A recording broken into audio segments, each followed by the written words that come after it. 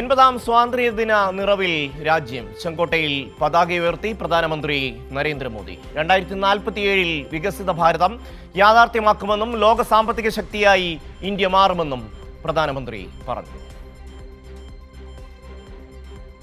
2047 में हम विकसित भारत बना के रहेंगे.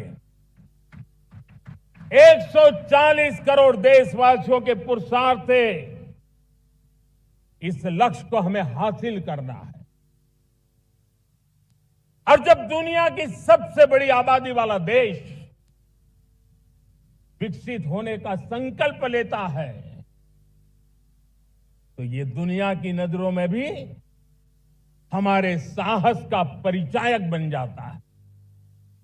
दुनिया हमारी तरफ देखने का नजरिया बदलने के लिए मजबूर हो जाती है. വിഷ്ണു ചേരുകയാണ്. വിഷ്ണു, രാജ്യത്തെ യുവജനങ്ങളെ പ്രധാനമന്ത്രി അഭിസംബോധന ചെയ്യുകയാണ്.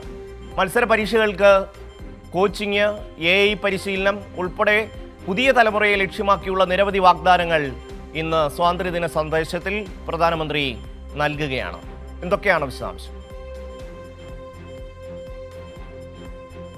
ഷമി, 7:30 കൂടിയാണ് പ്രധാനമന്ത്രി നരേന്ദ്രമോദി ചെങ്കോട്ടയിൽ ദേശീയ പതാക ഉയർത്തിയത്. എന്തായാലും ഇത്തവണ ഈ ചെങ്കോട്ടയിൽ ആദ്യമായിട്ടാണ് ഈ വന്ദേ മാതരം മുഴുവൻ ആലപിച്ച ശേഷം ആണ് പതാക ഉയർത്തലിലേക്ക് കടന്നത്. അതിന് പിന്നാലെ ഏകദേശം 1.5 മണിക്കൂർ നീണ്ടുനിന്ന ഒരു അഭിസംബോധനയാണ് പ്രധാനമന്ത്രി നരേന്ദ്രമോദി നടത്തിയത്. അതിൽ തന്നെ മോദി സർക്കാരിന്റെ കഴിഞ്ഞ 12 വർഷത്തെ പല നേട്ടങ്ങളും എടുത്തു പറഞ്ഞുകൊണ്ട്, വിവിധ മേഖലകളിലെ നേട്ടങ്ങൾ എടുത്തു പറഞ്ഞുകൊണ്ടുള്ള ഒരു അഭിസംബോധന തന്നെ പ്രധാനമന്ത്രി നടത്തിയിട്ടുണ്ട്. എന്നാലും ഏറ്റവും പ്രധാനമായിട്ടുള്ള ഒരു വിഷയം എന്നത് ഈ രാജ്യത്തെ യുവാക്കളെ അഭിസംബോധന ചെയ്യാൻ പ്രധാനമന്ത്രി നരേന്ദ്രമോദി തയ്യാറായിരിക്കുന്നു എന്നതാണ്. കാരണം നമ്മൾ നേരത്തെ തന്നെ കണ്ടതാണ്, ഈ വിദ്യാർത്ഥി പ്രതിഷേധത്തിന്റെ മുന്നിലൊക്കെ മോദി സർക്കാരിന് മുത്തുമടക്കേണ്ടി വന്ന ഒരു സാഹചര്യമുണ്ട്. എന്തായാലും അതിന്റെ കൂടി പശ്ചാത്തലത്തിലാണ് രാജ്യത്തെ യുവാക്കളെ ലക്ഷ്യം വെച്ചുകൊണ്ടുള്ള നിരവധി പ്രഖ്യാപനങ്ങൾ പ്രധാനമന്ത്രി നരേന്ദ്രമോദിയുടെ ഭാഗത്തുനിന്ന് വന്നിരിക്കുന്നത്. വിദ്യാർത്ഥികൾ, അതായത് യുവജനങ്ങളാണ് രാജ്യത്തിന്റെ ശക്തി. രാഷ്ട്ര നിർമ്മാണത്തിൽ യുവശക്തിക്കാണ് ഏറ്റവും പ്രാധാന്യം എന്നതുൾപ്പെടെയുള്ള കാര്യങ്ങൾ എടുത്തു പറഞ്ഞ പ്രധാനമന്ത്രി നരേന്ദ്രമോദി യുവാക്കൾക്ക് വേണ്ടി ചില പദ്ധതികൾ കൂടി പ്രഖ്യാപിച്ചിട്ടുണ്ട്. അതായത് അടുത്ത ഒരു വർഷത്തിനകത്ത് ഏകദേശം 1 കോടി വിദ്യാർത്ഥികൾക്ക് ഇത്തരത്തിൽ AI പരിശീലനം നൽകും എന്നതാണ് പ്രധാനമന്ത്രി പറഞ്ഞ ഒരു വാഗ്ദാനം.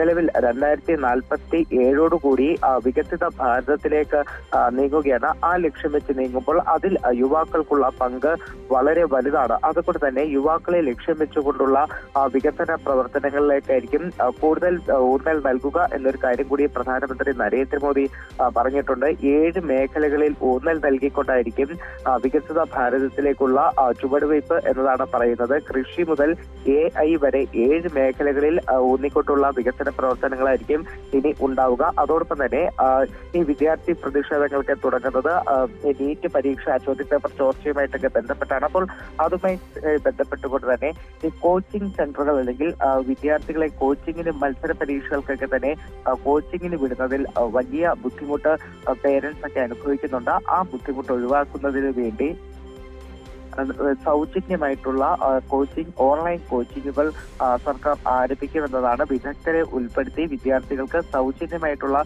ഓൺലൈൻ കോച്ചിങ് ക്ലാസുകൾ ഉൾപ്പെടെ നൽകും. അതോടൊപ്പമാണ് ഞാൻ നേരത്തെ പറഞ്ഞതുപോലെ AI മേഖലയിലും വലിയ പരിശീലനം, ഏകദേശം 1 കോടി യുവാക്കൾക്ക് പരിശീലനം നൽകുമെന്ന വാഗ്ദാനമാണ് പ്രധാനമന്ത്രി മുന്നോട്ട് വയ്ക്കുന്നത്. ഇതിനു പുറമെ കായിക മേഖലയിലും യുവാക്കൾക്ക് കൂടുതൽ പരിശീലനം നൽകും.